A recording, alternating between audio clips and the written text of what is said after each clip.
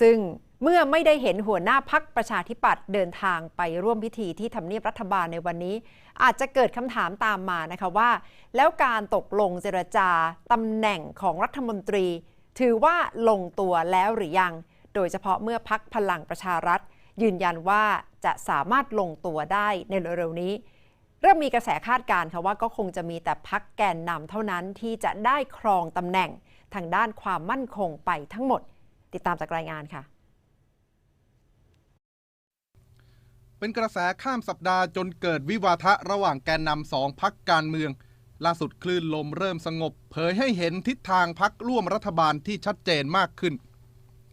โผรัฐมนตรีเดิมที่คาดการณ์กันว่าประชาธิปัตย์และภูมิใจไทยจะได้เข้าไปบริหารพรรคละ3 กระทรวงยังยืนพื้นตามที่ตกลงไว้ภูมิใจไทยนำโดยนายอนุทินชาญวีรกูลควบตำแหน่งรองนายกรัฐมนตรีและรัฐมนตรีว่าการกระทรวงสาธารณสุขผลักดันนโยบายกัญชาตามที่หาเสียงพรรคยังได้โควต้ารัฐมนตรีว่าการกระทรวงคมนาคมและกระทรวงการท่องเที่ยวและกีฬาพรรคประชาธิปัตย์ที่ยืนยันข้อตกลงเดิมมาตลอดตั้งแต่มีกระแสข่าวพลังประชารัฐล้างไพ่เจรจาล่าสุดน่าจะได้ข้อยุติเมื่อแกนนำพรรคยังยืนยันเหมือนเดิมยังไม่มีการติดต่อไม่มีสัญญาณความเปลี่ยนแปลงจากพรรคแกนนำเชื่อกันว่านายจุรินทร์ลักษณะวิสิทธิ์ควบตำแหน่งรองนายกรัฐมนตรีและรัฐมนตรีว่าการกระทรวงพาณิชย์พรรคได้เข้าไปบริหารงานในกระทรวงพัฒนาสังคมและความมั่นคงของมนุษย์และกระทรวงเกษตรและสหกรณ์ที่เป็นเป้าหมายสำคัญของนายสมศักดิ์เทพสุทินแกนนำกลุ่ม3 มิตรแห่งพรรคพลังประชารัฐแต่หัวหน้าพรรคประชาธิปัตย์ยังยืนยันว่าพรรคยังไม่เคาะผู้จะเข้าดำรงตำแหน่งรัฐมนตรียังรอพิจารณาคุณสมบัติของบุคคลก่อนตัดสินใจขั้นสุดท้ายก็ต้อง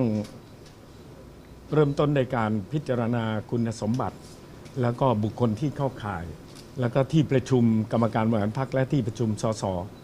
ซึ่งจะเป็นที่ประชุมร่วมจะเป็นผู้พิจารณาในขั้นสุดท้ายว่าการดำรงตำแหน่งทางการเมืองบุคคลใดมีความเหมาะสมอย่างไรนะครับก็จะไปยุติตรงนั้นคลื่นใต้น้ำก่อตัวภายในพรรคอยู่นานโดยเฉพาะขั้วของนายสมศักดิ์ที่เคยประกาศสนใจกระทรวงเกษตรและสหกรณ์วันนี้เชื่อกันว่าอย่างน้อยจะได้ตำแหน่งรัฐมนตรีว่าการ1 กระทรวงแต่ยังรอพิจารณาคาดการณ์กันว่านายอุตตมะสาวนายนหัวหน้าพรรคจะเข้าบริหารในตำแหน่งรัฐมนตรีว่าการกระทรวงการคลัง